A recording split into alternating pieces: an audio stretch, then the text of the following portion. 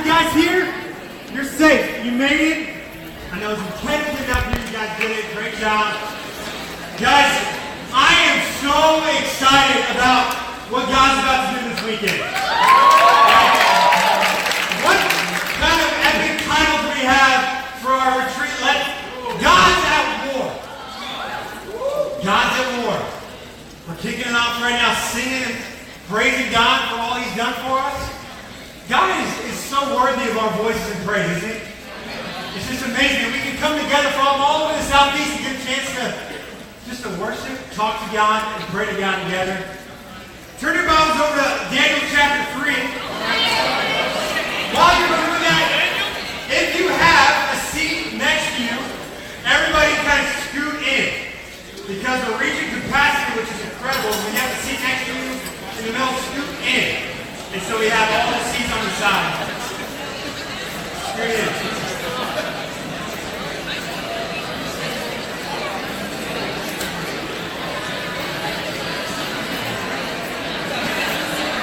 So, my name is Shoff, and I graduated from the University of Georgia. But now I get a chance to work down in Georgia State with...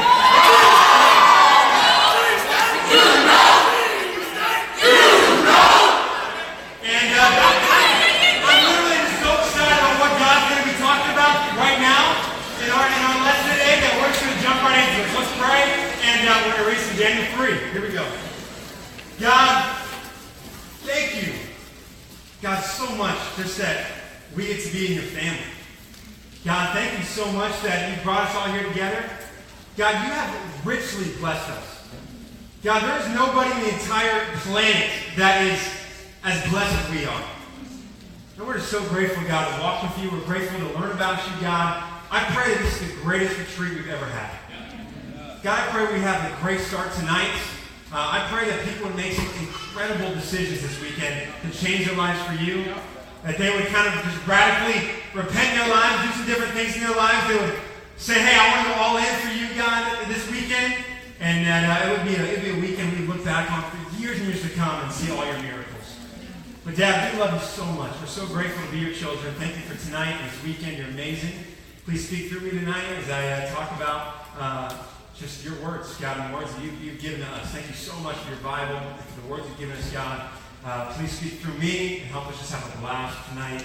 Love you so much. In your Son's name, amen. Amen. Amen. Daniel chapter 3. Here we go. Come on, Dave. You know, so Daniel chapter 1 and 2. All of God's people right now are in exile. They've been enslaved. They've been taken into exile. They are in a foreign land. And so you got some of these guys that are chosen to kind of be kind of the top of the top sort of guys. We'll meet them in a minute. But they're in foreign lands. They have to adopt the customs of that particular land. Which a lot of the rules and a lot of the customs of the land were in total contrast, in total competition with what God had told them to do.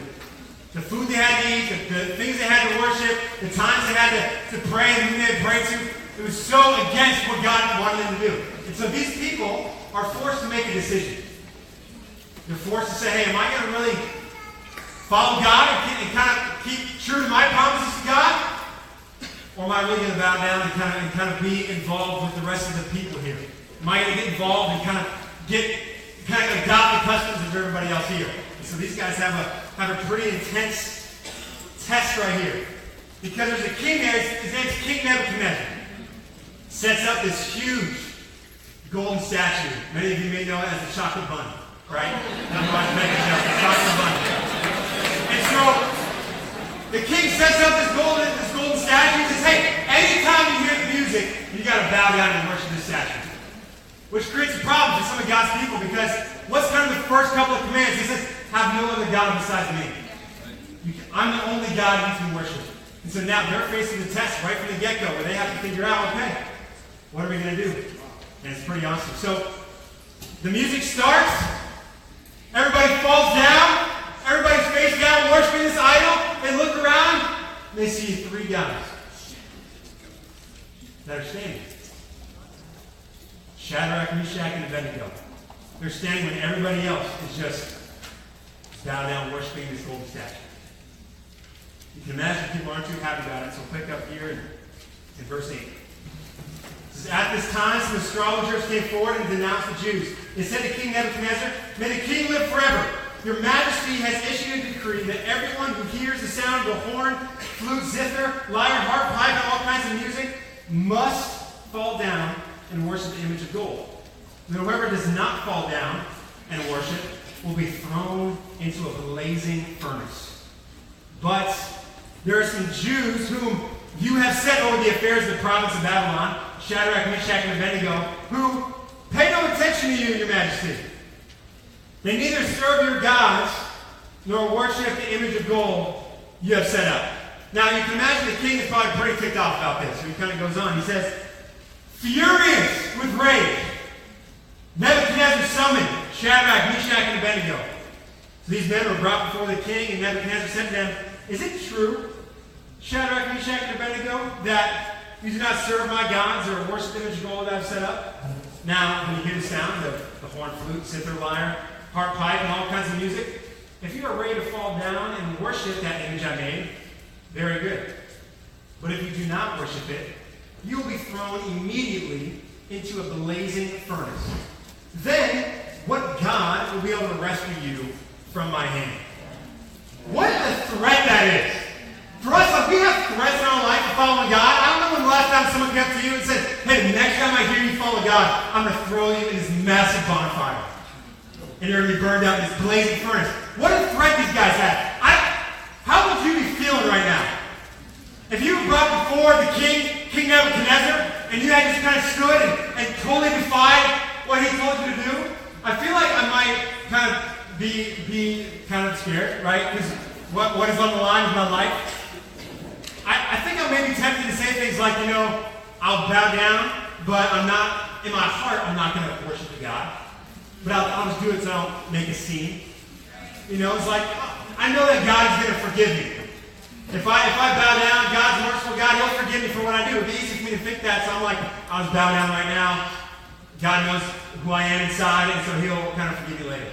Or, do I really want to make a scene right here? Like, I'm in a foreign land, I want to make a good influence and impact, like, how about I just don't make a scene, because then our people just might be oppressed even more, and we're doing pretty good, we're involved in some leadership positions, so we'll just bow, and hopefully God is just merciful with us.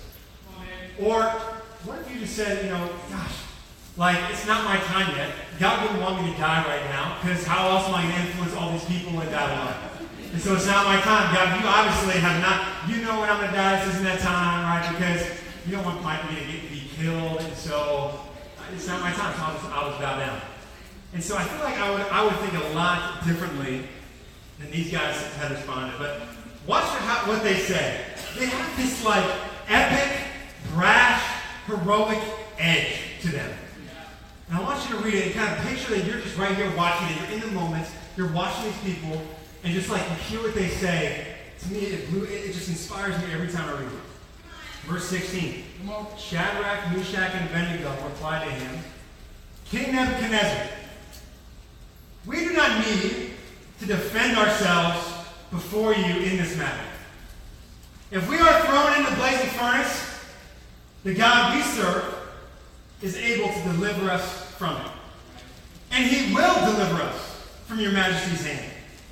But even if he does not, we want you to know, your majesty, that we will not serve your gods or worship the image of gold you have set up. That's epic to me. What an epic response. And it goes on. Then Nebuchadnezzar was furious with Shadrach, Meshach, and Abednego, and his attitude toward them changed. He ordered the furnace heated 7 times hotter than usual, and commanded some of the strongest soldiers in his army to tie up Shadrach, Meshach, and Abednego and throw them into the blazing furnace. So these men, wearing their robes, trousers, turbans, and other clothes, were bound and thrown into the blazing furnace. The king's command was so urgent and the furnace so hot that the flames of fire killed the soldiers who took up Shadrach, Meshach, and Abednego, and these 3 men, firmly tied, fell into the blazing furnace. Then King Nebuchadnezzar leapt to his feet in amazement and asked his advisors, weren't there 3 men that would be tied up and thrown into the fire? They replied, "Certainly, Your Majesty." He said, "Look, I see 4 men walking around in the fire, unbound and unharmed, and the 4th looks like a son of the gods." Nebuchadnezzar then approached the opening of the blazing furnace and shouted, "Shadrach, Meshach, and Abednego, servants of the Most High God," believes now, right? "Come out! Come here!" So Shadrach, Meshach, and Abednego came out of the fire. And the satraps, prefects, governors, and royal advisors crowded around them. They saw that the fire had not harmed their bodies, nor was a hair on their heads singed. Their robes were not scorched, and there was no smell of fire on them. And Nebuchadnezzar said, "Praise be to the God of Shadrach, Meshach, and Abednego," that's hilarious, "who has sent his angel and rescued his servants. They trusted in him and defied the king's commands and were willing to give up their lives rather than serve or worship any god except their own God. Therefore I decree that the people of any nation or language who say anything against the God of Shadrach, Meshach, and Abednego be cut to pieces, and their houses be turned into piles of rubble, for no other God can save in this way." What an inspiring story this is from these 3 men. They weren't afraid. Why? Because they knew that God was with them.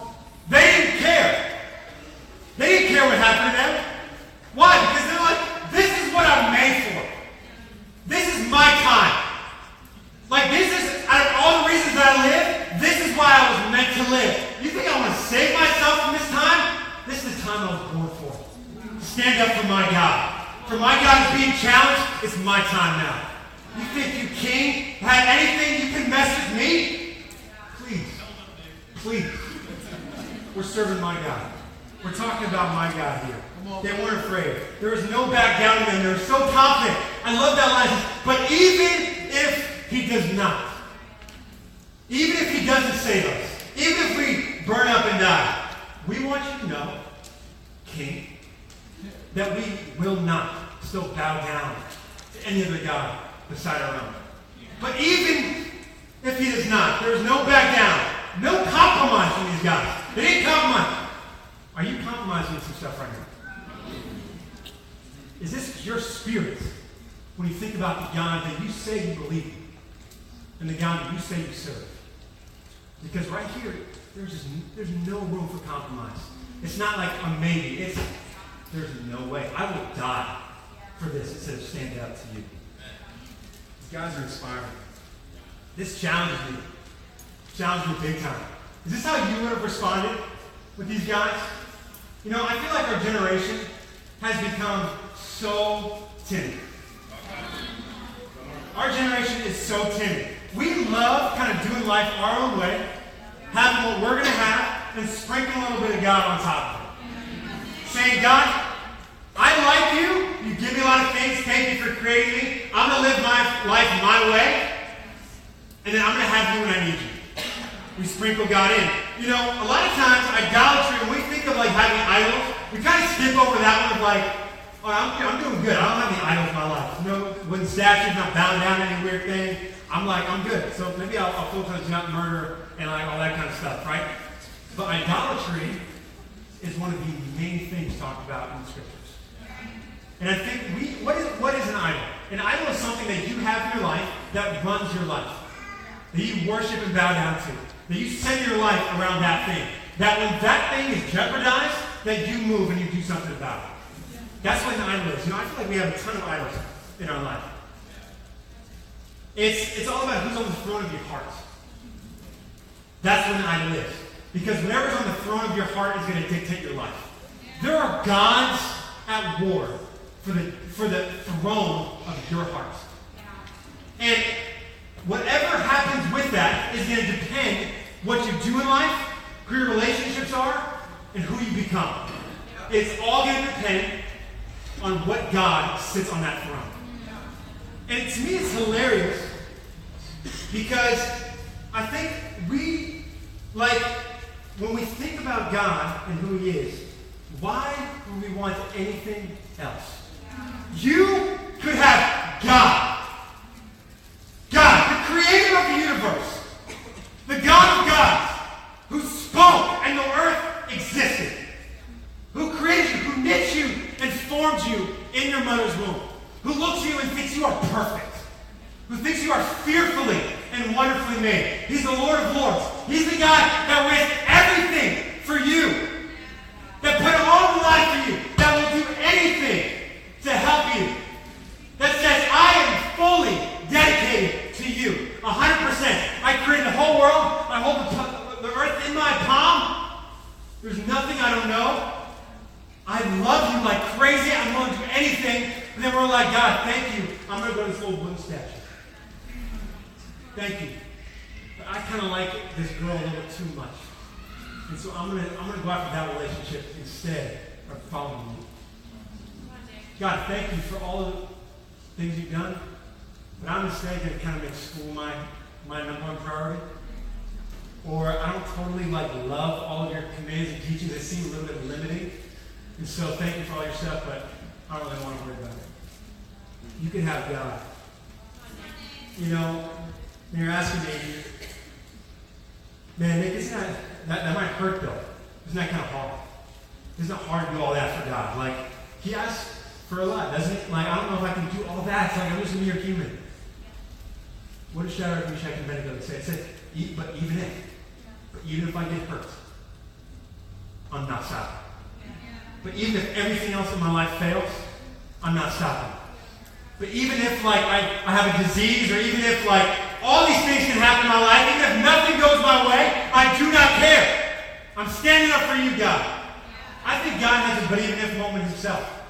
He says, but even if I have to sacrifice my son, but even if I have to give everything, if I have to risk all of it, but even if these people will reject me over and over and over again, but even if these people totally misunderstand what I say, but even if they rebel against me, I will not give up on them. I will not stop pursuing them. I will not stop doing everything I can to make sure that they know that I love them like crazy. You understand that God would go through the flames for you? That God already did send his only son, came down from heaven and said, I will be tortured for you. I'll go through the worst death for you. I love you so much. So incredibly much. Are you willing to stand like these men right here? Are you willing to stand? Are you willing to say, God, I'm going to put you on the throne of my life. I don't care. Because you are far more worth anything else I can ever have in this life. So this weekend we're going to be talking a lot about what it means to choose for those gods to be fighting over your heart. And I think whether we know it or not, there is a battle over your soul. There's a battle over your heart. And God wants to win that so bad. Honestly, he's already won it. You just have to choose to accept it. You just have to choose to say, God, I'm going to stand for you. As we're talking about a lot of different gods that rule us. Gods of impurity. Gods of pride. Gods of people-pleasing. And all of the people in our life being gods. Gods of our status and position in the church. Are we a Bible talk leader? Oh, we're good. So I can kind of make some compromises in my life. Do not leave this retreat without making some decisions. Decisions to say, God, you are far more worth anything else I could possibly have in this life. Will you thank God? Will you take time this weekend to beg God and just praise him to say, God, I will fall on my knees before you. Thank you. Take time to make some decisions. Some of you guys need to make decisions this weekend. You're actually going to choose to make Jesus the Lord and Master of your life. Some of you guys need to make some decisions. That sin that's been dogging my whole life, that is not going to be on the throne of my life anymore. Some of you guys need to say, I've been kind of lazy in my discipleship with Jesus. I'm going all in. I'm not letting anything stop me anymore. Guys, this weekend could change your life. Shadrach, Meshach, and Abednego, they made a simple decision, and it changed everything. This weekend, we're going to do the same. For the rest of the night, we're going to take time to sing. We're going to take time to pray. I want you guys who are singing throughout the rest of the night, I want you just to think about that God. Praise him. Praise him with everything you got. Don't care about the people around you. Worship him. He gave everything to you. He wants you. After this, I would really recommend you guys go and confess some of the dirt in your life. If there's anything that's been hidden in there, get it out. Because if there's stuff hidden inside of you, that's what's sitting on the throne. Put God back on the throne. Put God on the throne. God's at war with you. Let's have the Lord Almighty win the battle for your soul. Let's pray, and then we're going to keep singing. Father, we are humbled to walk with you. God, we're humbled just that you would get everything for us, God, that you don't care what you have to go through to get to us. God, we pray that when the trials and tough stuff happen in our lives, God, we just pray that we would be willing to stand. God, we pray that we would just follow you with the same sort of tenacity that you follow us with, God. We are so humbled to be in your presence, so humbled to be in your family. God, we love you with all of our hearts. Thank you so much for Jesus and what he did for us. Please help us honor him. We love you, God. In your son's name, amen.